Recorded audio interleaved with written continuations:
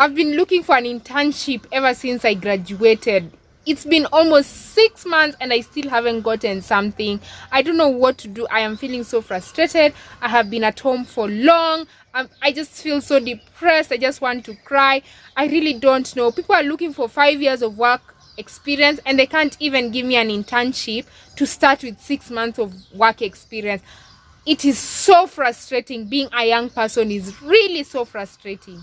I know, right? I'm just seeing people posting how, I don't know, they have an uncle who works in a big company, so they got a job. They already got a job as we're just looking for internship. Like, life is so unfair. I really don't know what we are going to do. Getting an internship is really so difficult. It's so difficult. Honestly, I don't see anything opening up soon. I'm just thinking of starting my own business, but now where do I even get the money to start my business? What are we going to do? Like, it's so difficult. They tell us to be the problem solvers in our communities, but nobody is enabling us to get this internship. Now what are we going to do? It's so difficult. Right now, my parents are looking at me at home, telling me why I'm still at home. I should find something to do. But I have worked. I'm telling you, I usually walk in town looking for something and I still can't get it. I have applied. I have really tried applying so many times and I still can't get an internship. I really don't know what to do. It's so... Honestly, I am just so tired. Welcome back to Cynthia Untamed. This is your youthful and educational platform. Check me out on my other digital platforms at CynthiaOprah_Nyongesa on Instagram. Tweet me at Cynthia_Oprah. Check out my website CynthiaUntamed.com, where I amplify the voices of youth, mobilizers and influencers right here in Africa. You've possibly had similar conversations with your peers after you graduate. So today we are talking about how to get an internship, and this episode is focusing on how to get an internship before you graduate. My opinion is that internships are supposed to be opportunities for students to learn, not necessarily opportunities for people to gain work experience. In the olden days, people would get jobs right after class 7 or after form 4, form 6, after university. There were jobs to do. But right now, there are no jobs for young people. So how do we then try to save ourselves by doing internships before we graduate? For you to get an internship while you are still at the university, it is important for you to start building and establishing your networks. How do you do that? Make sure you check out my previous video on how to network for young Kenyans and Africans, the networking hacks that you really need. There you'll get all the tips on how you can build and maintain your networks. But the first thing you need to do is really build on your networks through volunteering, through attending events, talk to people, look for opportunities. If you are studying at a public university or college in Kenya, you know there's usually that period known as the long holiday season where you are away for 4 months. Possibly if your school goes on strike, you'll be away from school for almost a year. Use this time to build on your networks and to start looking for internships.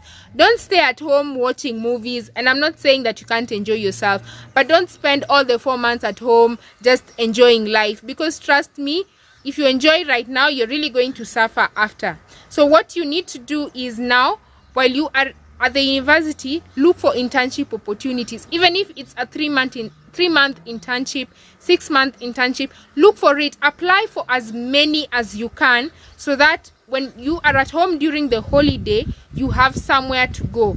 And the more you get an internship, the higher your chances of getting another internship, and hence the higher your chances of gaining work experience by the time you start working.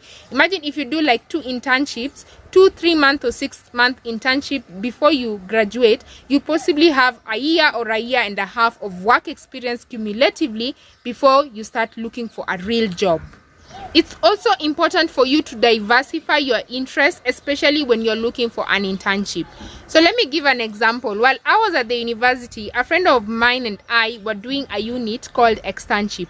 So externship is basically you spending about 60 hours in an organization, in a government office. You work there and then you write a report and it's graded. So you have to like identify a problem in a company and then do research on it and give it a legal solution. So in the beginning, we were just focusing on particular topics. We were like, okay, we are looking for organizations that are dealing with this.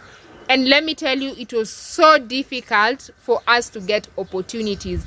But the moment we just said, okay, let's open up, let's see what the world has to offer, we got opportunities. And that externship turned out to be internships. Another mistake that I see young people making when they're looking for internships is pride.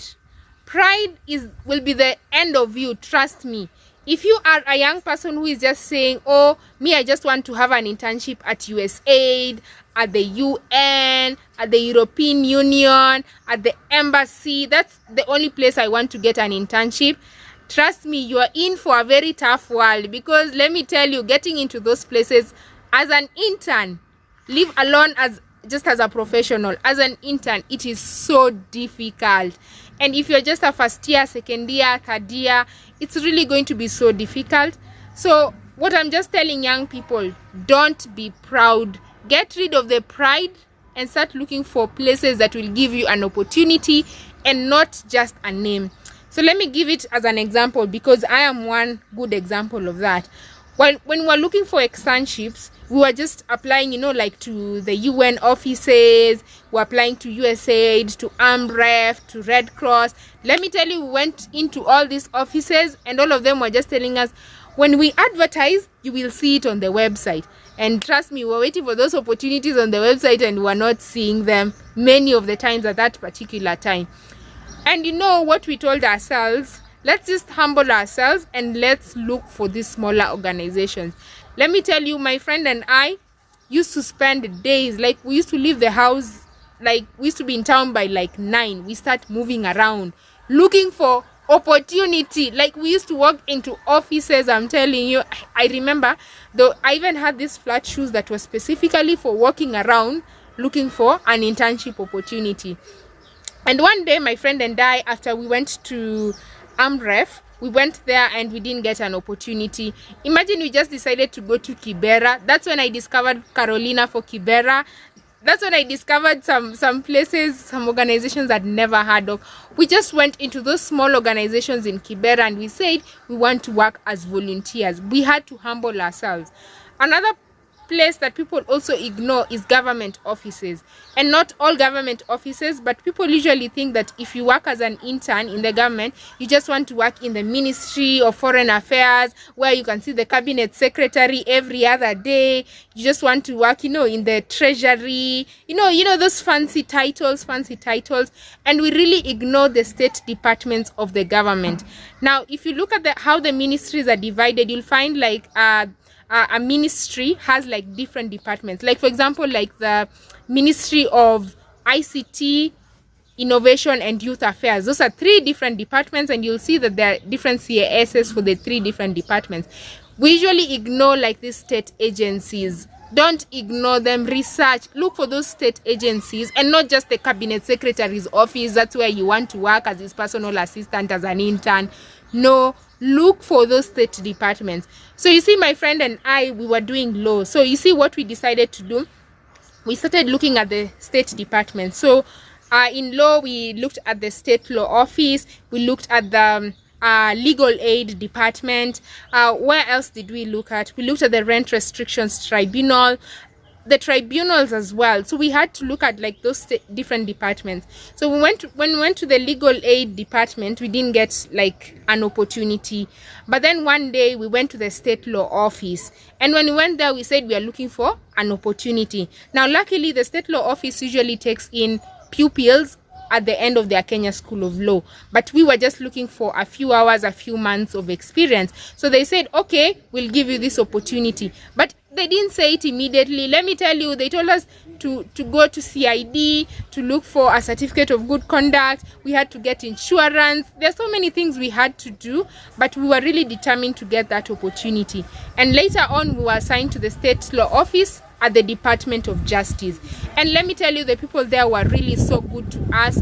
We got like really good experience. We were able to learn. It was a very comfortable environment. Like the office I used to sit in like with my supervisor. She had like a big office, and then there was a side desk there. So me, I used to sit at the side desk, then she used to be like at her main desk. They used to give us drinking chocolate, they used to give us bread. Like the people there were really so nice. And imagine when we were starting, we didn't even think of this like the departments, you know, we're thinking, oh, you just have to be there like at the higher ministry. No, don't ignore the state departments. Be humble, look for those smaller organizations. At the end of the day, it is the experience you're looking for, and you see, as it builds up, then you'll be able to get an opportunity. Another way for you to get an internship while you are still at the university is to make use of your lecturers. When I was in my 4th year, I wanted to do an externship again. But now it was so difficult because you see, I'd already worked at the state law office, and then when I was looking for an opportunity at the state law office, my friend and I got 2 opportunities at the state law office and at the rent restrictions tribunal. So we did both of those, and you see, we had really worked like, you know, it was so difficult to get an opportunity that first time, but eventually we got 2 opportunities. And I remember after that time we had the elections, and then the country went into standstill mode, so we spent quite a bit of time at home, and that's when we were able to do like the 2 internships. So you see, at the end of my university, I already had 3 internship opportunities before I graduated. So the second time round, now when we were looking for an internship, like honestly, I was thinking of not doing that unit, but it's a long story. But what happened, I was doing another unit, then the unit backfired, so I had to look for another unit so that I could certify the minimum 35 unit requirements for my degree. And I didn't know where to start, and that was the only option that I had. But I went and talked to one of the lecturers in a unit I was doing disability law and equality law. So I went and talked to the lecturer. I was like, I'm looking for an externship opportunity. What do I do? And you see, I had tried looking in another place, but I wasn't accepted. But this lecturer was connected now to another NGO that works with people with intellectual disabilities. So he connected me, talked to the people there, then he gave me their contacts, told me to reach out to them, and then he said, just say that it's me who has referred you as your lecturer. So I called them. I remember that place was in Umoja, and where I stay is like on the other side of outside of Nairobi. So it used to be so far, but I was so determined to get that experience. And it was because of the network of the lecturer that I was able to get that opportunity. I was there for a while. I wrote a paper on access to justice for persons with intellectual disabilities, and I had an A in that unit. So it ended up not just being a unit for me to get a grade, but it also ended up being a bit of work experience. Though I don't work with persons with intellectual disabilities now, but I was able to have a broader understanding of the legal situations in that field. So you see, the other way is to then ask your lecturers, because some of them are well connected and some of them are very willing to support you. I don't know the practicability of this, but the other way for you to get an opportunity or an internship while you are still a student is to mobilize your school to create that opportunity for you. I used to see student leaders going around saying, oh, we are going to give you internship opportunities. Okay, that never happened. But you see, when I started working, I used to see like interns coming from outside of Africa coming to do internships here in Kenya. So I used to wonder, how did you just come from that country and then come to do an internship here? Then they would explain to me that their school had a partnership agreement with one of these organizations, and hence while you are still doing your degree, they usually advertise for opportunities and you apply. And because there's a partnership agreement, when you get that internship opportunity, nobody is going to say, oh, you don't belong here, because already these 2 institutions have an agreement. So I think you as a student, or you as a student leader, I think it is your responsibility to ensure that your schools come up with partnership opportunities between your school and other institutions, from the development world to media, to, you know, to any space, to schools, to other organizations, that it will be a requirement that for us to work together, that you take 3 of our students to do an internship. You see, that will really help you, because when your school has an agreement, it helps. There's something called being a UN volunteer. And when you're a UN volunteer, you get a stipend every month to do your work.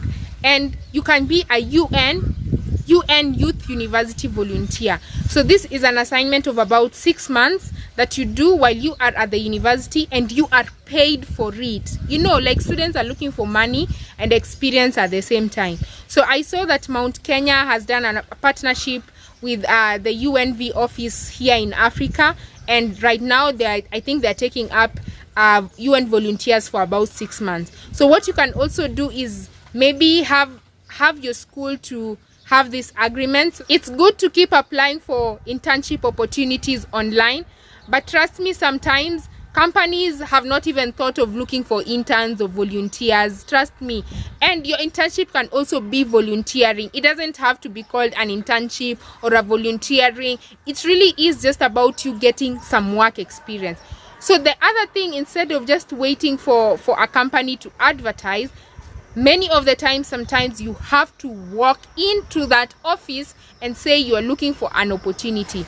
I'll give an example of a girl who did her pupillage in a very big law firm. I'll not mention the law firm, but she was telling me that she got her pupillage there. And I was like, wow, you got a pupillage in such a big law firm. How did you do that?